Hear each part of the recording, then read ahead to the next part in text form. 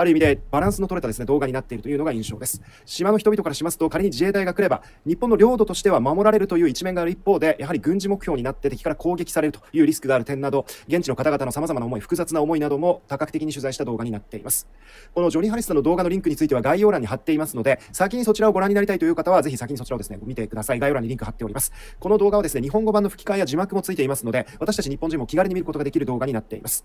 まさにアメリカや世界から見れば、今の日本がどう見えるのか、中国の軍事的な脅威の高まりでですね、国防安全保障上の困難に直面する日本、そして極東アジアというのがどう見えるのか、アメリカの側から、世界の側からどう見えるのかというのが分かる内容にもなっています。なお、ハリスさんには中国が軍事侵攻した場合、台湾に軍事侵攻した場合ですね、アメリカが本当に台湾を守るのかどうか、率直なところどう思うかについても聞いています。ハリスさんの動画を見ていただく前の前提知識ベースでですね、いくつか基本的な情報をまずお伝えしておきますと、中国は21世紀に入りまして、世界中のどの国よりも速いスピードで軍備の増強を進めていまして、これが日本の脅威にもなっているわけです。2023年の日本の防衛白書ベースで見てみますと、中国海軍が当初から重視した近代的なですね、潜水艦の数というのは右肩上がりとなっていまして、現在57隻あるいはそれ以上となっていて、日本の海上自衛隊が保有する潜水艦の数22隻をはるかに上回る、2倍を大きく上回る状況となっています。水上艦艇の数も近代的な駆逐艦、フリゲートの数などもご覧のように急激にですね、増大していまして、現在2001年と比べると 5.9 倍の88隻となっていまして、こちらも同じく日本の海上自衛隊が保有する護衛艦の数50隻を大きく上回っています。そして航空戦力はですね、さらに驚異的に伸びていまして、第4、第5世代戦闘機の数というのは2001年と比べても 16.7 倍の1500機にまで増強されています。一体何のためにこれほどですね、急激な軍拡をしているのかということなんですけれども、まずやはり世界最強のアメリカ軍に追いつくため、そして台湾を制圧するために十分な軍事力を持つという狙いがあると見られています。そしてですね、ハリスさんの動画にもあるんですが、アメリカから見た現在の日本というのも、こうした中国の軍事力の増強に対応するために前例のないほどですね、防衛費の増額を行っていまして、軍事力の増強を強めています。2024年度の日本の防衛費は7兆9496億円で、前年度から1兆円以上増えて過去最高となっています。2023年度は6兆円台、6兆8000億円台、そして2022年度は5兆4000億円でしたので、日本の防衛費というのはこのところ1兆円をですね、大きく増えるペースでどんどん増額されているという状況です。特に顕著なのが弾薬のですね、整備費ですね。こちらは令和5年ベースでの数字なんですけれども、8283億円ということで、前年の2480億円に比べて3倍以上とですね、非常に大きな増額がされています。この弾薬というのは、小銃のための銃弾から戦車の砲弾、戦闘機や艦艇がですね、使用するミサイル、爆弾、魚雷、地雷、機雷などを指しています。この国の予算司る財務省がですね、ここまでの増額を認めたというのは、やはりウクライナ戦争が全ての状況を変えたから、前提を変えたからですね。やはりウクライナ戦争を見てみますと、戦争には弾薬を相当な量、かなりの量を消費するということが分かったわけです。ですので、弾薬が、ウクライナもそうです、特にそうですが、弾薬が圧倒的に足りなくなっているという状況を見て、日本もそれに備えなければいけないというふうに政府としても認識が変わったものと見られています。もともと自衛隊というのはですね、弾薬に十分な予算が当てられていなかったというふうにも言われています。訓練でも弾薬がですね、十分な量ないので、そんなにたくさん撃てないですとか、そういった問題もあったようですし、必要な場所にですね、必要な量をすぐに届けられることができるのかという疑念もありました。弾薬庫からですね、運んでいくロジスティックスの問題ですね。海上自衛隊ですと、舞鶴の艦艇が必要な弾薬を佐世保からですね、陸路で輸送して対応するケースもあったということなんですね。このため自衛隊は戦争にもしなれば、弾薬やミサイルというのは数日か1週間程度しか持たないのではないかというふうにも言われていました。こうした継戦能力、戦争を継続する能力についても、やはり問題意識が大きくなって、リアルに国の予算、防衛費としても反映されたという格好になっています。このほか、兵器、武器のための予算、防衛装備品の予算もですね、大幅に増額されています。もっともですね、燃料予算などの問題もありますので、まだまだ課題は多いのではないかというふうにも見られています。なお、様々な意見や、見方はあると思いますけれども、こうした自衛隊の能力向上というのは、アメリカ軍との連携によって本領を発揮するというふうにも見られているわけです。特に中国の台湾への軍事侵攻に際しましては、台湾、アメリカ、日本の連合軍が戦う、いわゆる台湾戦争においてそれは顕著だというふうにも考えられています。これはいろんな法的な制約があるわけですが、場合によっては、特定の条件の下では日本もアメリカ軍、台湾軍と一緒に戦う可能性というのが十分に想定されてくるわけです。アメリカの CSIS、戦略国際問題研究所が2023年に実施したウォーゲーム、戦争のシミュレーションにおいては、アメリカ軍、台湾軍、そして自衛隊の連合軍が複数の多くのシナリオにおいて、中国人民解放軍を撃退して、台湾の防衛に成功するという結果になっています。全てではないんですが、多くのシナリオによってそうなっています。この台湾防衛作戦に関しましては、特に日本の米軍基地、そして自衛隊が大きな役割を果たすという一つの結論が導かれています。今回ですね、ハリスさんとの対談、この後お伝えするわけなんですけれども、こうした日米同盟は本当に機能するのかどうか、どういうふうにジャーナリストの視点から見ているのかについて、ある種日米同盟のリアリティについてもですね、ハリスさんには直接聞いています。仮にですね、日本が攻撃されていない状態などであれば、中国との戦闘においては自衛隊はアメリカ軍の後方支援、比較的ですね、戦場から遠い後方からの支援になる可能性もあるわけなんですけれども、これは同じ日本人として見ますと、やはり自衛隊員の方々の無事を願うという観点からはですね、やはり戦場から離れて、自衛隊には犠牲を出てほしくないというようなところが、率直的な感情的な部分としてはあるわけなんですが、私も個人的にはそう思うわけなんですけれども、ただこうした考え方が果たして現実的な考え方なのか、また日米同盟にどういった影響を与えるのかというのは全く別の問題で存在しています。もしアメリカ兵がですね、アメリカの母国から遠く離れた国の台湾近海の戦場でですね、命を落とし、死傷者を出してですね、一方で日本、もっと地理的に台湾に近いわけですけれども、その自衛隊員がかなり無事になる、犠牲が少ないという状況に対してアメリカの世論がそれを事実として見たときにどういうふうに反応が予想されるのか、そういったリアルな目線などについてもハリスさんには今回聞いています。アメリカ兵の犠牲が出ているのに自衛隊の犠牲が少ないという場合ですね、これはアメリカ世論がどう受け止めるのかという視点ですね。ということで少し前置きが長くなりましたけれども、ここからは日米同盟の現場、特に自衛隊の現場をアメリカ人の目線で見て動画にしたジョニー・ハリスさんへのインタビューをご覧いただければと思います。なお私のですね、不正確で下手な英語はどうかご容赦いただければと思います。字幕の趣旨の通りだというふうにご理解いただければ幸いです。ではハリスさんへのインタビューをご覧ください。Hi Johnny, thank you very much for joining us today. Thank you very much indeed. Yeah, it's good to be here. I'm excited to be here talking to you guys. Thank you. What did you feel when you experienced the JSDF training in Japan? First off, it was very difficult. I got to put on full gear and uniform and got to participate in real training exercises with the JSSDF, and it was a very difficult process. It was also very enlightening. I learned a lot. I saw a lot, and I got to feel a lot of the tension and the anxiety and the fear, but also the camaraderie and the patriotism that exists within the Japanese military, and some of that anticipation that everyone's feeling as things become a little bit more tense in the region. Have you ever experienced the U.S. military training in your mainland, in your homeland? A little bit, yeah. I've been around military bases, and I worked in a military base for a little bit, but I never did full-on training. But yes, I've been exposed to the culture of the U.S. military. I see. What can you say when you compare with those trainings, the U.S. military and the JSDF training, and the culture-wise? I would have to say that the JSDF were kinder, a little bit more kinder and more polite. That's not nothing to say bad about American military, but there's just a little bit more confidence and kind of feeling of it's more kind of rude and intense. Whereas I felt like at the JSDF base, everyone was so kind and nice. Even though we were working hard, everyone was respectful, and that was a little bit different than what I'm used to. I see. Did JSDF officials tell you about the restrictions of their behavior, code of conduct, and restrictions of due to the constitutions and the legal frameworks? Yeah, so I learned a little bit about how there is so many restrictions from the Constitution on the growth of the military. And that, of course, comes from the end of World War II and the time when the U.S. occupied Japan and helped them rewrite a constitution with no strong military. What I have noticed is that over time, especially in the last 10 years, Japan has shown a willingness to be flexible with these restrictions and show that even though they have, for the last 80 years almost, had almost no real offensive military, that the times are changing and the U.S. is leaning on them to be a security partner who can protect themselves. And they know that. And they know that they have to be ready and that they have to build a deterrent against any kind of aggression in the region. And so I see that there are those restrictions, legal and constitutional, but I think that there's an appetite among the Japanese people and Japanese politicians to make sure that the security of the country comes first, and that some of these old legal frameworks are going to have to change because of today's situation. Yeah, exactly. Very interesting. And what messages do you want to deliver to the viewers through this video? Well, there are two different audiences I'm thinking here. I'm thinking about the global audience, you know, people in the United States and all around the world. And then I'm thinking about the audience in Japan. And those are two different audiences for me. One of my big motives and efforts is I want this story to reach Japanese viewers, because it is a story that recognizes the JSSDF and all of the work that they're doing, but then it also recognizes the complicated relationship that Japan has with a growing military. Because last time that happened, it led to some of the most horrific suffering of the Japanese people. And that memory is still very present for a lot of Japanese people, especially down in the southwestern islands.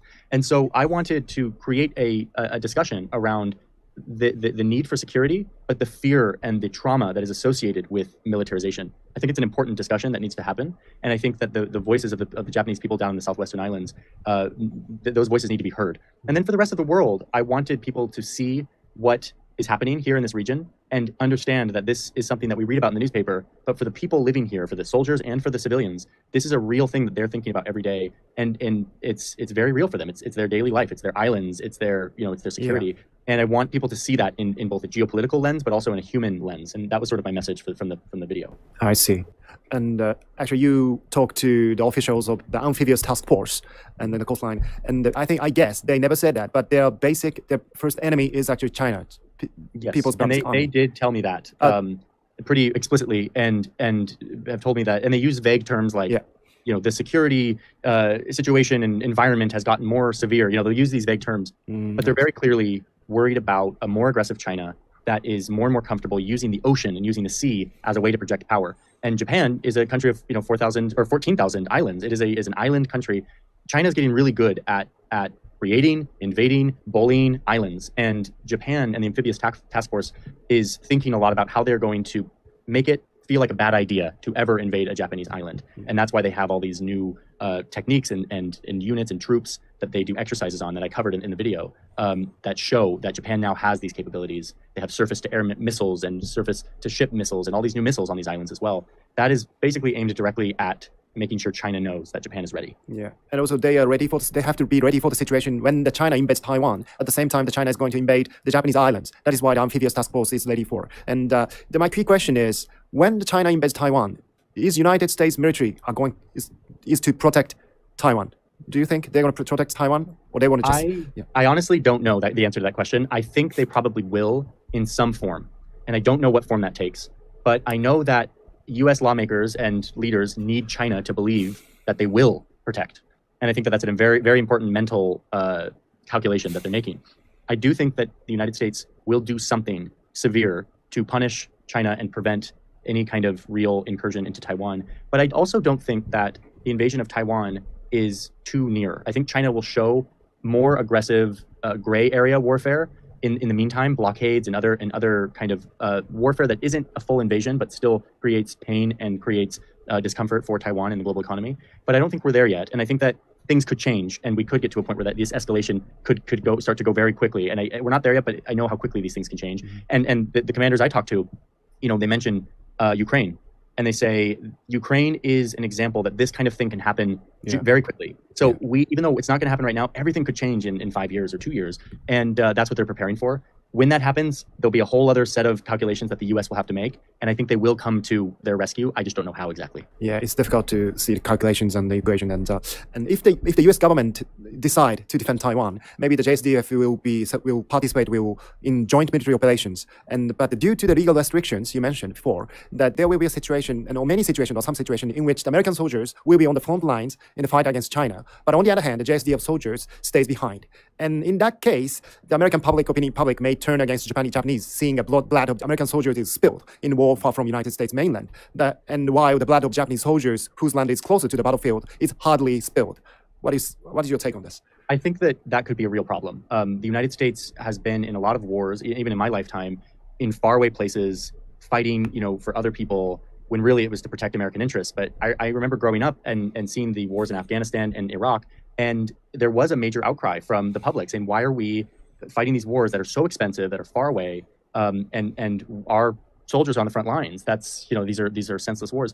I do think that this would be a different conflict because China represents a power that could replace the United States as the global superpower. And if China gets to the point where they feel emboldened and powerful enough that they would risk a head-to-head fight with the United States, then that would be a real existential problem for the United States. And I believe that we would probably have all kinds of rhetoric here at home calling for the protection of the world order and all of those things that happens when war comes around. So yes, I do believe that could be a problem, but I think that the United States is looking at China, and it is a conflict between those two. Everyone else is kind of caught in the middle and caught in the crosshairs of that war. And I think that the American public would be understanding. Though, as I mentioned, I do think that Japan is getting more and more bold with their military expansion. I mean, almost doubling their defense spending in such a short time, superseding a lot of these legal frameworks around the Constitution, around 1% of GDP, all of these ratcheting up of militarization that is against Article 9 and against some of the Constitution stuff, but they're able to make it work, and they're kind of justifying it, and no one is pushing back because they all know they need to do it. And I think that some similar thing would happen in a situation where China invades Taiwan or threatens the southwestern islands in that way. Yeah, it's well explained that when when Japanese government explains the U.S.-Japan alliance, they often mention the shield and the spear. Kind of example, the shield, or the JSDF as a shield, and the spear, the U.S. armed forces will kind of spear when they fight together. And do you think this concept is difficult to understand for the American public? I think it's made sense for the last 70, 80 years. It's made sense, and it has allowed the United States to feel like the atrocities of World War II were rectified and justified, because now there's this great friendship.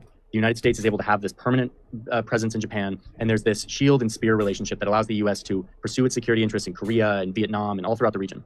Yeah. And yet I think it's changing now, where I think it's Japan that feels like they need to have their own spear. Nice. I think Japan is starting to feel like, especially in a world where the United States potentially starts to take a back seat to global leadership which under a potential Trump administration is something that very much could happen and already has started to happen in Europe with a potential Trump administration and what he demonstrated when he was in power. So I think if Trump comes back into the White House, you'll see an America that doesn't give security guarantees to anyone unless it directly serves America right now. And that could be a real problem for this calculus of deterrence, where you have to promise you're going to show up. Trump doesn't promise anything to anyone, and that will embolden Russia, and it could embolden China. And so I think Japan and the Philippines, everyone in the region says we need our own spear. We need to be ready. And yes, we'll rely on the United States, but we can't trust them 100% because of the behavior of the Trump administration. It's very interesting. Yeah.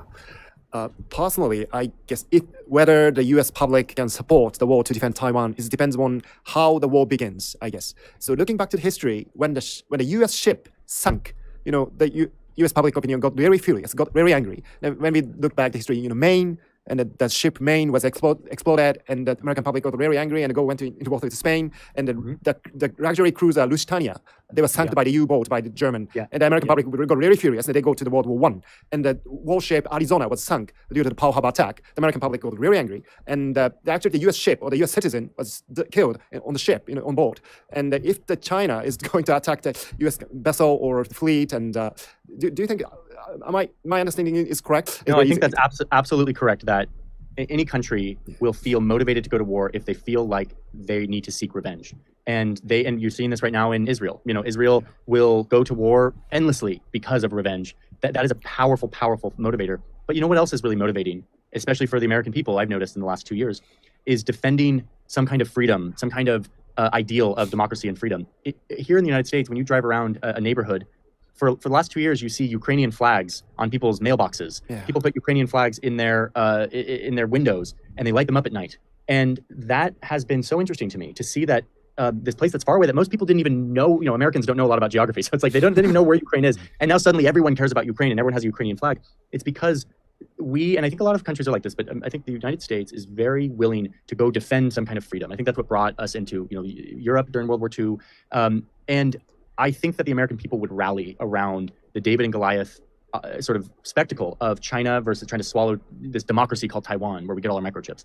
And I think that it would have a similar effect. Now, the problem with that is that it wears off pretty easily. What's happened with our situation in Ukraine is after 2 years, suddenly American people and lawmakers are over it, and they're like, all right, we've moved on. We care about Israel now. And so it doesn't have the same endurance.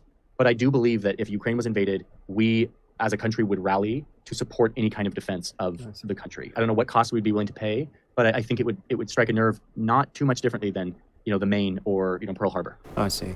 You mentioned the impact of the presidential election of this year about security and the deterrence in Southeast Asia. And if the Trump go back to the White House, as I learned what you said, and if the President Biden is selected, so he repeatedly he's saying that we're going to defend Taiwan. The U.S. is committed to defend Taiwan. However, how do you see the situation of the lawmakers in the Senate and the House of Representatives? They are conservative. Generally speaking, the conservative Republicans is very eager to defend freedom and democracy. They used to be, but now the situation is changing in the U.S. Parliament. How do you see it?